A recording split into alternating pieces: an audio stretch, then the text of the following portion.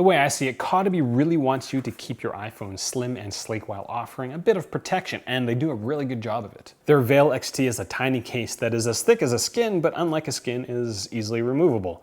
The Caudabe Sheath is one of my go-to cases for my suit wearing days, as it provides decent handling and the bare minimum protection for my iPhone, or what I consider bare minimum protection for an iPhone.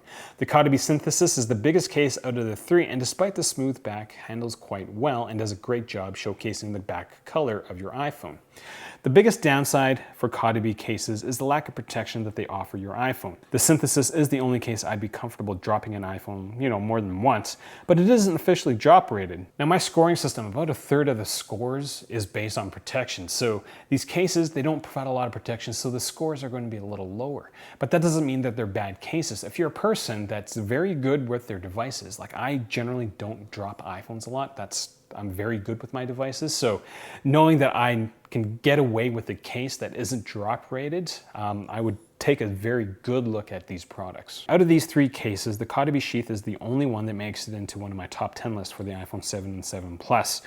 Check out that list to find out where it falls in my top 10 ultra thin minimalist case video. Also, if you're wondering if you should get the Peel or the Veil XT, I'll do a quick comparison at the end of this video as well. Real usage, real reviews.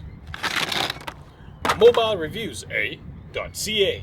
At MobileReviewsA.ca, Monty and I base everything we do on actual usage, and Monty's being a giant suck right now. He decided to curl up right here, and if you're looking closely, it looks like I've got a bruise on my arm, and it's not. I was doing some gua sha scraping, and that's what came out of my arm.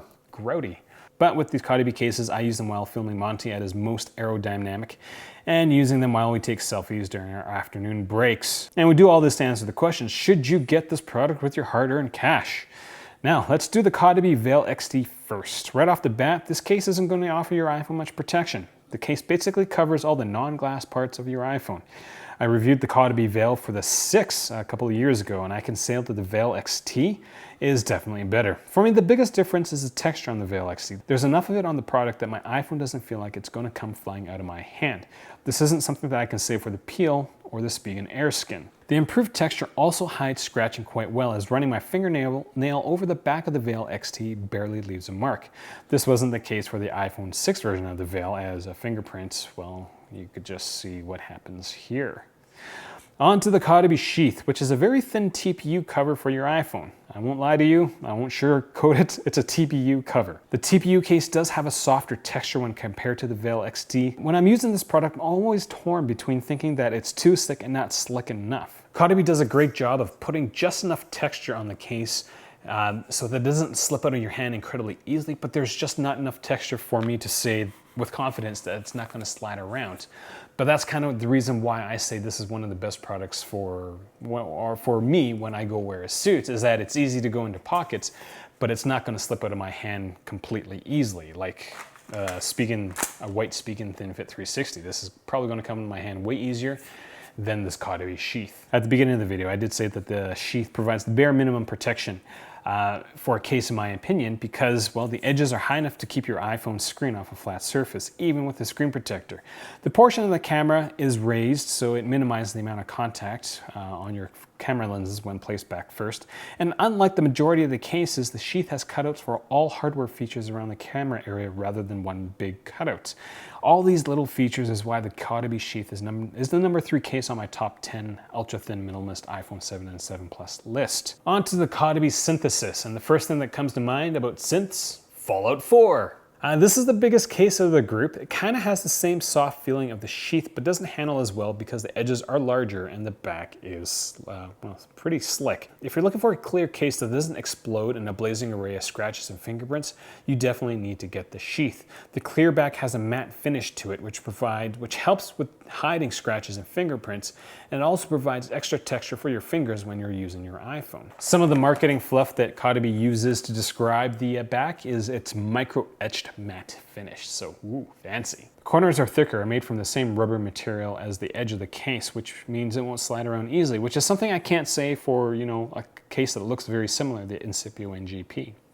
Access to the iPhone is great as the buttons are very responsive, the port cutout can handle third-party cables, and the edges don't get in the way of screen access. So that's a quick rundown of the Caudabe Synthesis, Sheath, as well as the Veil XT. I am a big fan of these products, mostly because they, as I said at the beginning of the video, Caudabe, I get a feeling that all they want to do is make sure that your iPhone stays as thin as possible while providing a bit of protection for it. And they definitely achieve that with the Veil XT and the Caudabe Sheath. Now, if you're on Facebook, you may have noticed that Peel has been running a bunch of advertisements.